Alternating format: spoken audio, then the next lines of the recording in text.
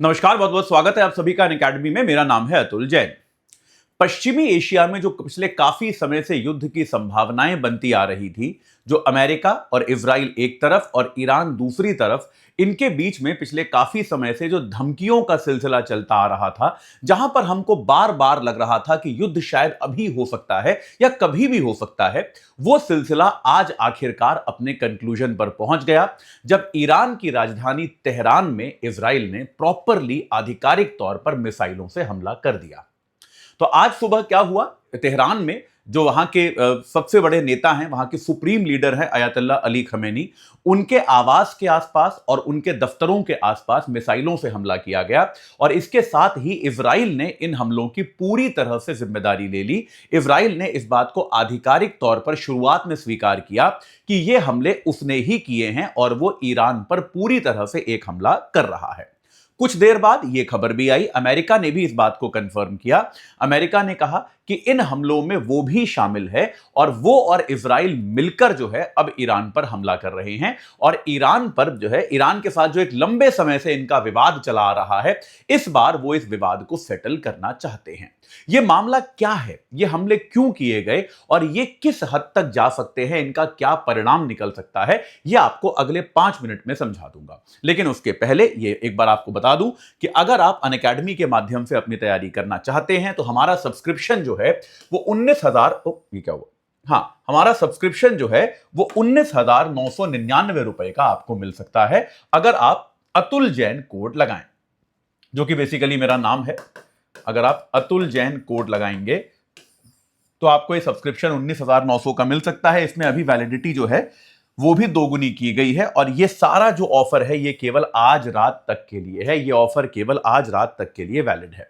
तो आप सबसे आग्रह है, अगर आप अनअकैडमी के माध्यम से अपनी तैयारी करना चाहते हैं तो आज ही जुड़ जाइए और अपनी तैयारी को सही आकार प्रदान कीजिए। चलिए, तो सबसे पहले जानने की कोशिश करते हैं कि ये पूरा मामला क्या है।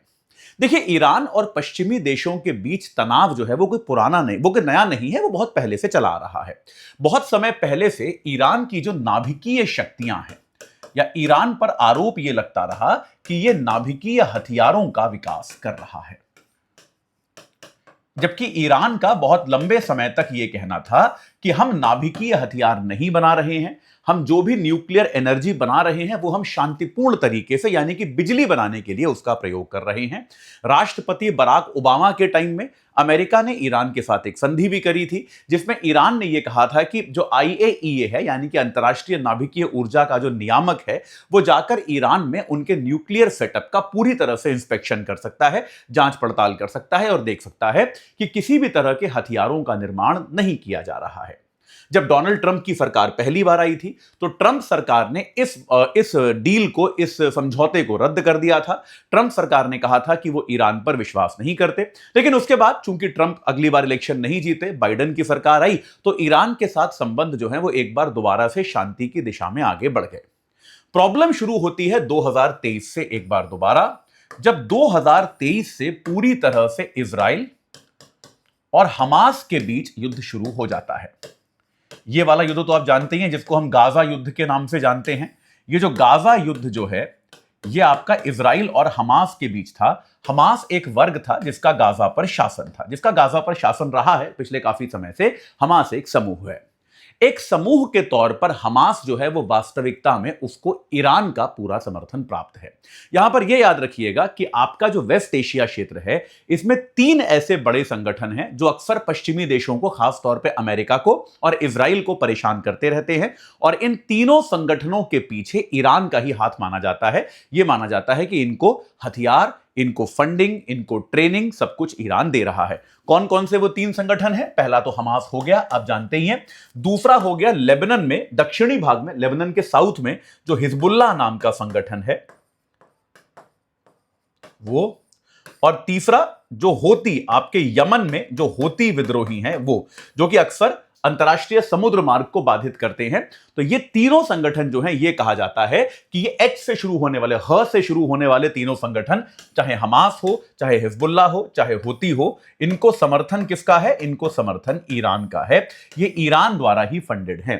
तो जब से इजराइल और हमास के बीच एक फुल फ्लैशड युद्ध शुरू हुआ जो कि 1 साल से ज्यादा चला, तब से ये ऑनेस्टली केवल एक मैटर ऑफ टाइम था कि ये युद्ध जो है कब जाके ईरान और इजराइल के बीच के युद्ध में एस्केलेट करेगा। ये बस एक समय की बात थी, ये लगभग सबको पता था, ये लगभग तय था कि कभी ना कभी ये युद्ध जो है इजराइल और ईरान के बीच के युद्ध में परिवर्तित हो जाएगा, क्योंकि आखिरकार जो इन सभी शक्तियों के पीछे जो असली ताकत है वो ईरान है।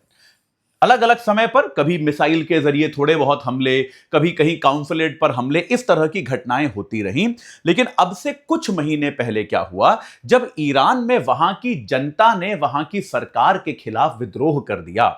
ईरान के जो सुप्रीम लीडर हैं अयतुल्ला खमेनी, जब उनके खिलाफ ईरान की जनता सड़क पर उतर आई और उस जनता के विद्रोह को इजराइल के मोसाद ने खुलकर समर्थन देने की घोषणा कर दी, तब यह लगा कि भाई इजराइल और अमेरिका शायद मिलकर ईरान में किसी ना किसी तरह से सत्ता परिवर्तन का प्रयास कर रहे हैं। वो चाहते हैं कि ईरान में जो ये इस्लामिक शासन है, जो वहां पर अयतुल्ला खमेनी का शासन 1979 के बाद से रहा है, उनको जो है, या वहां के जो आपके ईरान में जो इस्लामिक धर्मगुरुओं का शासन रहा है 1979 के बाद से, उसको अमेरिका अब बदलना चाहता है।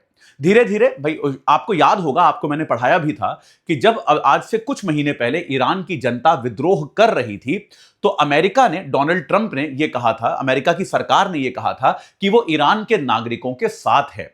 इजराइल की जो सीक्रेट एजेंसी है मोसाद, उसने यहां तक कहा था कि हम तो पूरी तरह से ग्राउंड पे भी आपका सपोर्ट करने को तैयार हैं। उस समय डोनाल्ड ट्रंप ने यह भी कहा था कि हम बस मदद भेजने ही वाले हैं, आप चिंता मत कीजिए। लेकिन उस समय, जिसको हम कह सकते हैं बेटर सेंस प्रिवेल किया, शायद बेटर सेंस प्रिवेल्ड, और दोनों पक्षों ने आपस में बातचीत और शांति की प्रक्रिया शुरू कर दी। आखिरकार ईरान ने भी यह कहा था जिन विद्रोहियों को हम फांसी देंगे उनको फांसी नहीं दी।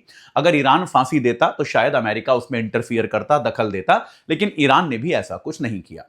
आखिरकार बातचीत शुरू हो गई। इस बातचीत में ओमान जो है वो मध्यस्थता कर रहा है। अभी आपका कल परसों तक जो है जेनीवा में इन दोनों देशों के बीच में बातचीत चल रही है, जो कि अभी तक इनकंक्लूसिव है।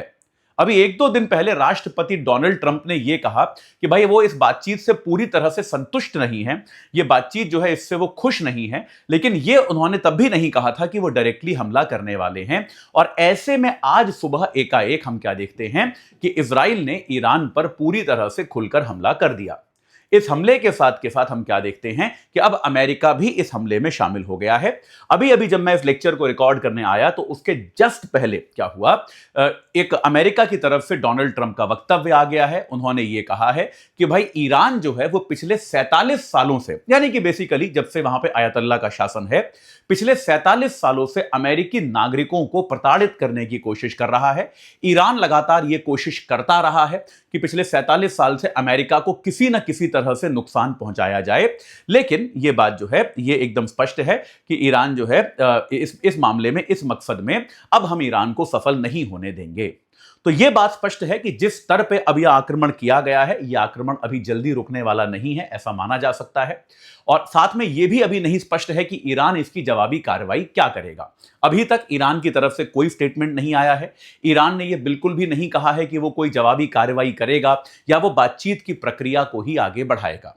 इसी बीच भारत समेत दुनिया के बहुत सारे देशों ने अपने नागरिकों को सुरक्षित रहने की सलाह जारी कर दी है। सेफ रहने का एडवाइजरी जो होता है वो इश्यू कर दिया है। ठीक है, अब देखिए, इस युद्ध के आज जो ये हुआ है, इसके 2 परिणाम हो सकते हैं। एक तो अमेरिका और इजराइल मिलकर इस समय क्या करें, वो पूरी तरह से इस बार जब तक ईरान में सत्ता परिवर्तन ना हो जाए तब तक इन हमलों को जारी रखें। अगर ऐसा होता है तो ये एक लंबा युद्ध हो सकता है, क्योंकि याद रखिए ईरान एक कमजोर देश नहीं है, ईरान एक मजबूत देश है। ईरान के पास अच्छी खासी सैन्य शक्ति है। यह बात सही है कि अमेरिका और इजराइल की शक्ति के सामने वो कहीं नहीं टिकता, लेकिन तब भी ईरान कोई बहुत छोटा देश नहीं है, उसके पास अच्छी खासी सैन्य ताकत है। पहला पॉइंट हुआ ये। दूसरा पॉइंट जो मुझे नजर आता है वो एक ये भी नजर आता है कि शायद जो बातचीत चल रही है शांति के लिए, पीस के लिए, जो नेगोशिएशन चल रहे हैं, अमेरिका उन नेगोशिएशन में ईरान पे दबाव डालना चाहता है। तो इसीलिए अपनी शक्ति का एक ट्रेलर जैसा एक अपनी शक्ति का छोटा सा प्रदर्शन करके अमेरिका ने दिखाया है, ताकि जो भी अमेरिका की शर्तें हो उनको ईरान जल्दी ही मान ले। अगर ऐसा है तो शायद 1-2 दिन में यह युद्ध अभी खत्म हो जाएगा। अब बहुत कुछ इस चीज पर निर्भर करता है है कि ईरान अगर कोई जवाबी कार्रवाई करता है तो वो जवाबी कार्रवाई कब होती है और किस तरह की होती है। तो भाई हम लोग तो यही आशा करेंगे कि कम से कम युद्ध हो, क्योंकि यार कहीं भी युद्ध होता है प्रभाव पूरी मानवता पे पड़ता है, पूरे विश्व की अर्थव्यवस्था पे पड़ता है। लेकिन आने वाले कुछ दिन जो हैं वो अब बड़े क्रूशियल हो गए हैं, बड़े महत्वपूर्ण हो गए हैं, जो हमको बताएंगे कि क्या दुनिया एक और युद्ध देखने वाली है या फिर ये केवल एक छोटी सी झड़प बन के रह जाता है। आपको क्या लगता है, आपका क्या विचार है, आप मुझे कमेंट सेक्शन में जरूर बताइएगा। जाते जाते आपको एक बार फिर बता दूं, अनअकैडमी का सब्सक्रिप्शन पे जो डिस्काउंट है वो आज रात खत्म हो रहा है। अतुल जैन कोड आपको लगाना है, याद रखिएगा, अतुल जैन एकदम सिंपल कोड है और आप 19,999 में सब्सक्रिप्शन ले सकते हैं। तो आज ही जुड़िए और अपनी तैयारी को सही आकार प्रदान कीजिए।